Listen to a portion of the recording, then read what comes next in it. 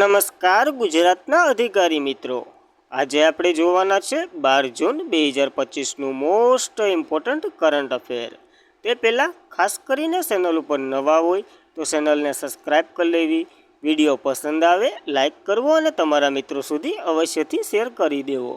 તો ચલીએ શરૂઆત કરીએ આજના ક્લાસની। તો તાજેતરમાં જ સંવાદ માટેનો પ્રથમ આંતરરાષ્ટ્રીય દિવસ ક્યારે ઉજવવામાં આવશે? તો 10 જૂનના રોજ ઉજવી રહ્યા છે આપણે આ દિવસ। તો પરસ્પર આદર અને વૈશ્વિક એકતા અને આંતર સંસ્કૃતિય સમજણને પ્રોત્સાહન આપવા દિશાઓમાં એક સીમાસીન પગલામાં સંયુક્ત રાષ્ટ્રએ 2025થી શરૂઆત કર્યો આ દિવસ 10 જૂનના રોજ શાંતિઓ એટલે કે સંસ્કૃતિ અને આંતરરાષ્ટ્રીય સંવાદ દિવસ જાહેર કર્યો છે। પ્રથમ વખત ઉજવી રહ્યા છે તો ઇમ્પોર્ટન્ટ ગણાય। ઉદ્ઘાટન ઉજવણી 5 જૂન 2025થી થઈ રહી છે પેરિસ યુનેસ્કો ખાતે, અને આ આયોજન કાર્યક્રમમાં જ આ દિવસ જાહેર કર્યો હતો। તો યાદ રાખવું, આનો ઉદ્દેશ્ય સભ્યતાઓ વચ્ચે સંવાદ, સમજણ અને પરસ્પર આદરણીય પ્રોત્સાહન આપવું, આંતરરાષ્ટ્રીય શાંતિ, એકતા અને સહયોગને મજબૂત બનાવવાનું છે।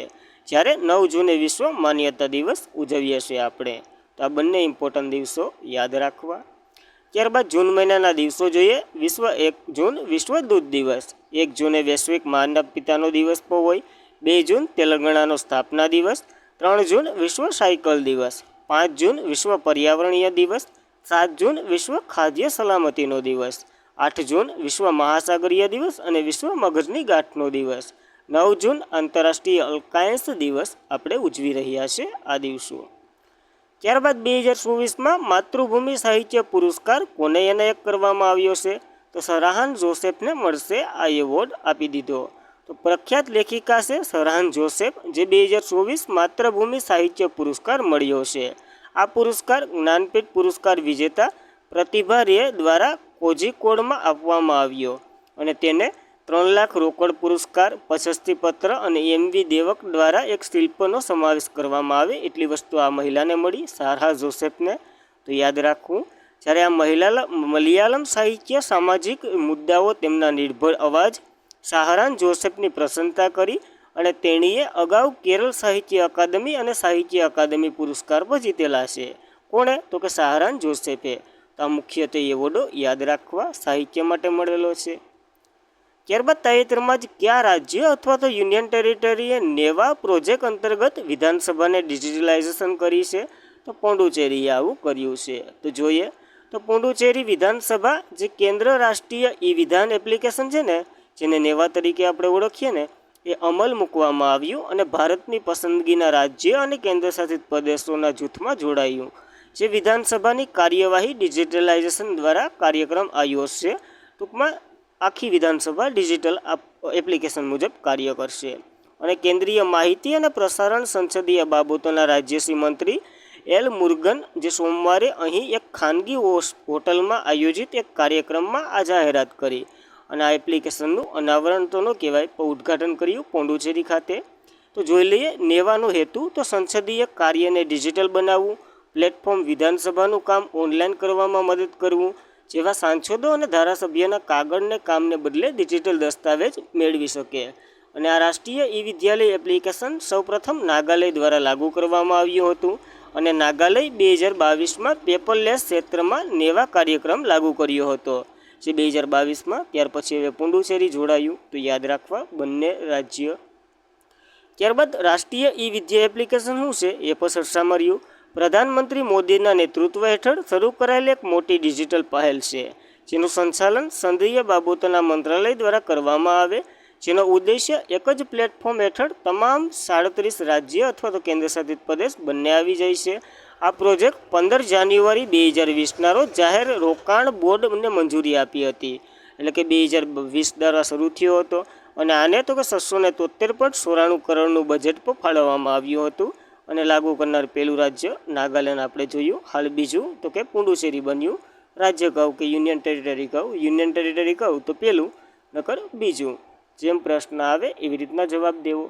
ત્યારબાદ કયા લેફ્ટનન્ટ જનરલને deputy chief of army staff તરીકે નિયુક્ત કરવામાં આવ્યા? તો રાજીવ ગઈને બનાવવામાં આવ્યા છે આ પદ માટે।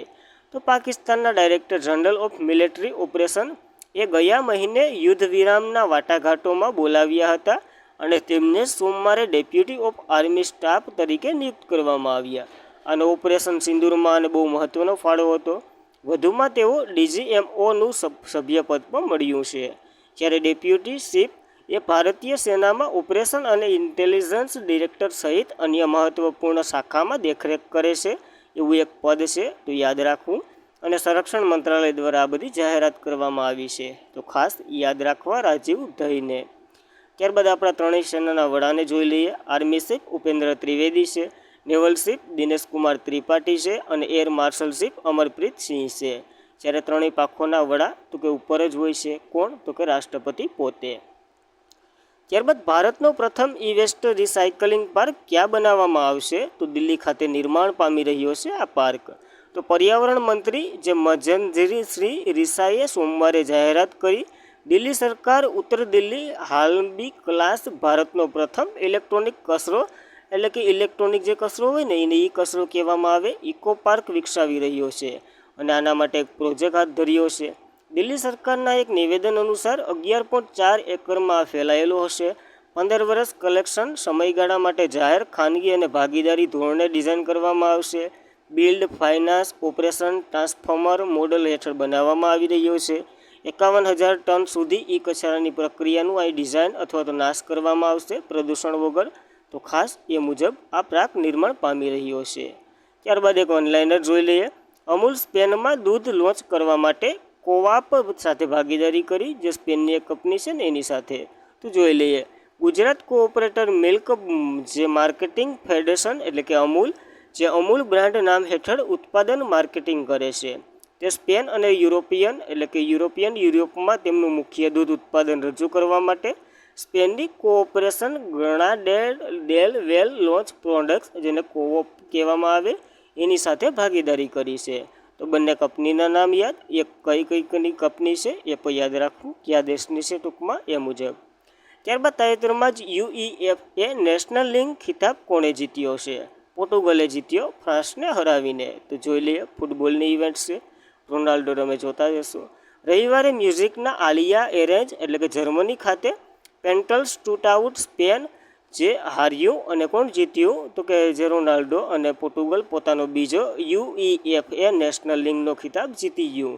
જે સ્પર્ધાની શરૂઆત 2018-19થી થઈ હતી અને ત્યારે કોણ હતું? તો કે પોર્ટુગલ હતું, એની સામે નેધરલેન્ડ હતું, ત્યારે પોર્ટુગલ જીત્યું હતું. તો ખાસ એક મહત્ત્વપૂર્ણ ગેમ છે. કોણ જીત્યું કોણ હાર્યું એ મહત્ત્વનું છે.